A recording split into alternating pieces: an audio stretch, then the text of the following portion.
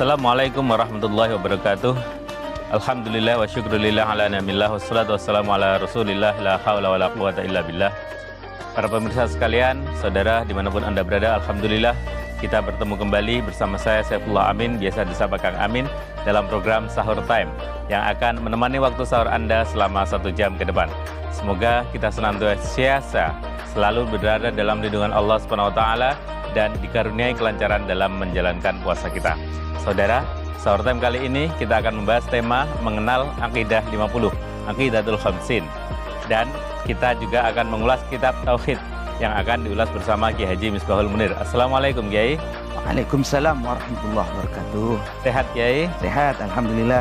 Lancar Kiai ya? Lancar. Lancar. Nah saudara, sebelum kita membahas tema kita hari ini, saya mengajak saudara di rumah untuk ikut berdonasi di dakwah peduli COVID-19 untuk para guru ngaji, santri majelis taklim, dan pesantren yang terdampak COVID-19. Bagi yang ingin berdonasi, bisa melalui rekening BCA 291-209-0915 atau bisa melalui situs kitabisa.com dengan memindai QR Code yang terdapat di layar televisi Anda. Nah Pak Kiai, mungkin kita bisa mulai menjelaskan kepada para pemirsa tentang Aqidatul Khamsin dan membaca kitab Tauhid. Tafadhol Kiai, silahkan. Baik, terima kasih Kang Amin. Bismillahirrahmanirrahim. Para jemaah sekalian, berkaitan dengan Aqidatul Khamsin atau Aqidah 50. Ini merupakan ciri khas daripada akidah Islam Ahlus Sunnah wal Jamaah yang merupakan ajaran Rasulullah SAW.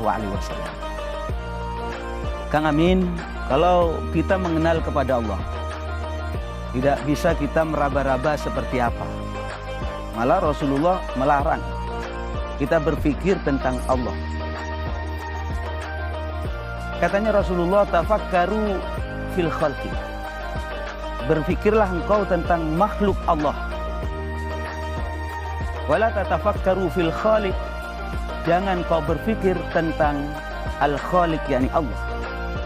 Kenapa? Fa innakum la taqdiruna qadrah. Kamu gak bakalan mampu berpikir tentang Allah. Buru-buru kita memikir Allah, memikir ciptaannya saja tidak mampu. Dikatakan, coba pikir bagaimana Allah Subhanahu wa taala menciptakan unta. Fala yanzuruna ilal ibili kaifa khuliqat. Unta saja kita berpikir bagaimana hidup di padang pasir, hanya minum sekali setengah bulan bisa 1 bulan. Kemudian minumannya itu ada di punuknya. Luar biasa itu ciptaan Allah. Wa ilas sama kaifa rufi'at. Langit bagaimana ditinggikan tanpa tiang. Wa ilal ardi kaifa sutihat. Coba berpikir bagaimana bumi dihamparkan. Bagaimana gunung ditancapkan. Di titik-titik itu saja kita sudah tidak mampu. Dan itu adalah bagian daripada ayat-ayat Allah. Itu kan. Karena itu pendekatannya para jemaah sekalian, kita ini ada pendekatan ayat qauliyah, yakni ayat berupa Al-Quran, berupa hadis, atau ajaran-ajaran para ulama. Tetapi juga mengenal kepada Allah dengan ayat kauniyah, yakni ayat yang berupa semesta alam ini kan. Pernah satu ketika Sayyidina Rasulullah SAW ditanya sama orang Quraisy, Nabi Muhammad, Tuhanmu itu seperti apa sih? Akhirnya dijawab oleh Rasulullah dengan melalui wahyu, Qul huwallahu ahad. Surat apa itu Kang Amin? Surat Al-Ikhlas ya? Ikhlas. Qul huwallahu ahad, Allahus samad, lam yalid wa lam yulad wa lam yakul lahu kufuwan ahad. Qul, katakan Muhammad, huwallahu ahad, Allah itu satu. Allahus samad, Allah tempat bersandar. Lam yalid, tidak melahirkan, wa lam yulad, dan tidak dilahirkan, wa lam yakul lahu kufuwan ahad, dan tidak ada satupun yang menyamai Allah. Itu Al-Quran. Kita percaya, iya. Karena ternyata saudara-saudara sekalian, pendekatan akalnya juga harus dijalankan. Kenapa Allah itu satu? Kenapa tidak 2? Maka Alhamdulillah, para ulama mengajarkan kepada kita konsep tauhid namanya Aqidatul Khamsin, mengenal kepada Allah dan Rasulnya dengan akidah 50. Yang berisi sifat wajib bagi Allah yang 20, yang mustahil bagi Allah 20, yang jaiz 1. Yang wajib bagi para rasul 4. STAF, Siddiq, Tabligh, Amanah, Fatonah. Kemudian yang mustahil bagi para rasul 4. Yang jaiz bagi para rasul 1. 1 tambah 4 tambah 4 tambah 1 tambah 20 tambah 20 total jenderal 50. Inilah akidah khamsin yang diajarkan oleh ulama-ulama pesantren di Indonesia. Saya bertanya, itu akidatul khamsin itu apa Pak Kiai? Mohon bapak-bapak, ibu-ibu di rumah mungkin hafal cuma lupa ya. Ya isinya itu sifat wajib 20 apa saja itu. Wujud, qidam, baqa, mukhalafatu lil hawadisi, qiyamuhu binafsihi, wahdaniyat qudrati rodat, ilmu hayat, sama basar kalam qadiron, muridan aliman ayyan sami'an basiran mutakalliman. 20 sifat itu Kang Amin ya. Jadi untuk mengenal kepada Allah dengan pendekatan ini. Allah itu siapa? Wujud, Allah ada.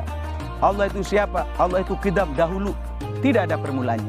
Allah itu siapa? Allah itu baqa, kekal, tidak ada akhirnya. Allah itu siapa? Mukhalafatuhu lil hawadisi, berbeda dengan makhluk. Allah itu siapa? Qiyamuhu binafsi, berdiri di zatnya sendiri. Allah itu bagaimana? Allah itu wahdaniyat, 1, bukan 2, bukan 3. Terus sampai qudrati rodat, mohon dipelajari di rumah karena waktunya sangat terbatas Kang Amin. Tapi saya mendorong, inilah akidah kita sebagai benteng akidah mengenal kepada Allah Subhanahu wa ta'ala. Karena di perjalanan Kang Amin bisa jadi ada Tuhan-Tuhan gadungan yang mendaftar jadi Tuhan. Kira-kira begitu. Ya bisa jadi. Di perjalanan dulu ada namanya Fir'aun, mengatakan ana rabbukumul a'la, katanya. Aku Tuhanmu yang tinggi. Lah kita mengatakan, Fir'aun nggak pantas itu jadi Tuhan. Syarat jadi Tuhan, isi formulir dulu. Kira-kira begitu. Apa formulirnya? Wujud, qidam, baqa, isi semuanya. Ternyata sampai kepada baqa, Fir'aun sudah tidak bisa, gugur mendaftar jadi Tuhan. Kenapa? Syarat jadi Tuhan harus kekal. Fir'aun sudah meninggal.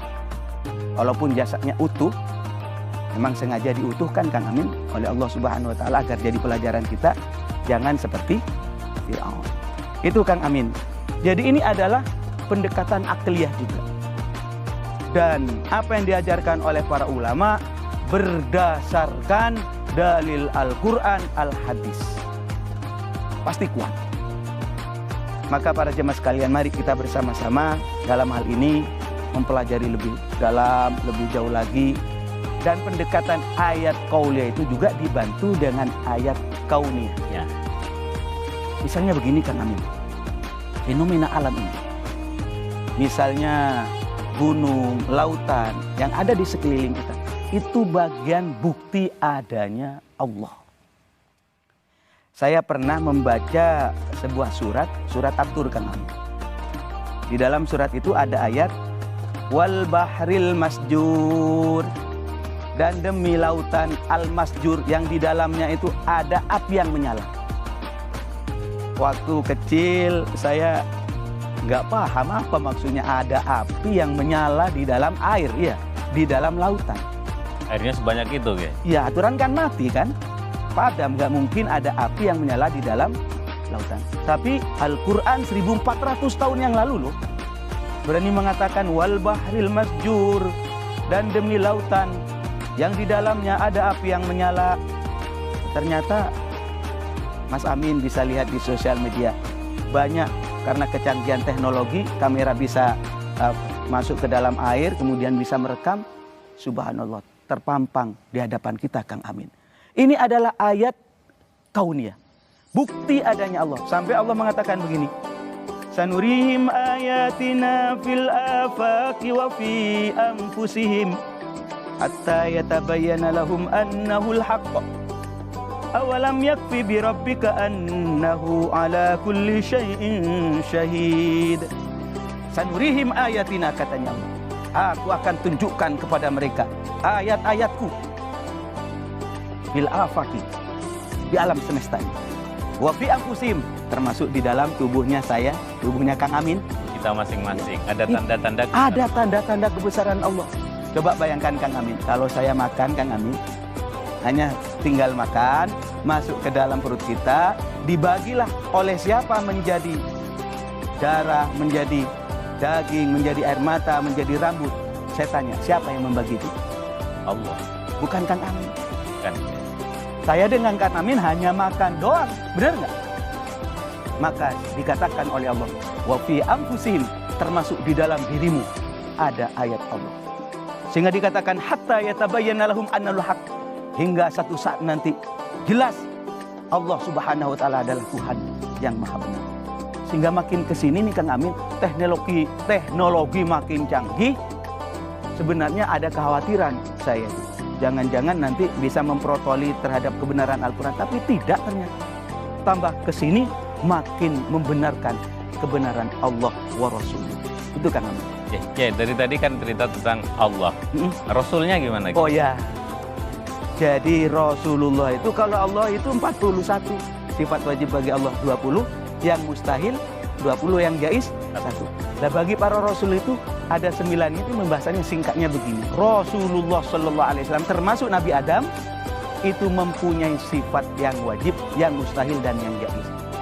STAF, Siddiq, Tabligh, Amanah, Fatanah. Sifat 4 ini tolong para jamaah sekalian, karena waktu saya sangat terbatas, dipelajari lebih mendalam lagi, sehingga nanti kita berbicara Rasulullah dan nabi-nabi yang lain, insya Allah selamat akidah kita. Karena kemarin ada yang bilang begini Kang Amin, Nabi Muhammad itu pernah tersesat katanya. Loh, gimana itu Qur'annya? Ada itu surat Ad-Duha, wa wajadaka dhallam fahada, katanya Kang Amin. Saya bilang, mana Qur'an? Tersesat. Itu bukan tersesat dari jalan kebenaran. Itu yang dimaksud. Beberapa tafsir itu semuanya mengatakan Nabi Muhammad pada waktu kecil tersesat di jalan kampung. Ya, kalau tersesat di jalan kampung manusiawi, benar nggak? Dan tidak mengurangi derajat Rasulullah Sallallahu Alaihi Wasallam. Kira-kira demikian Kang Amin.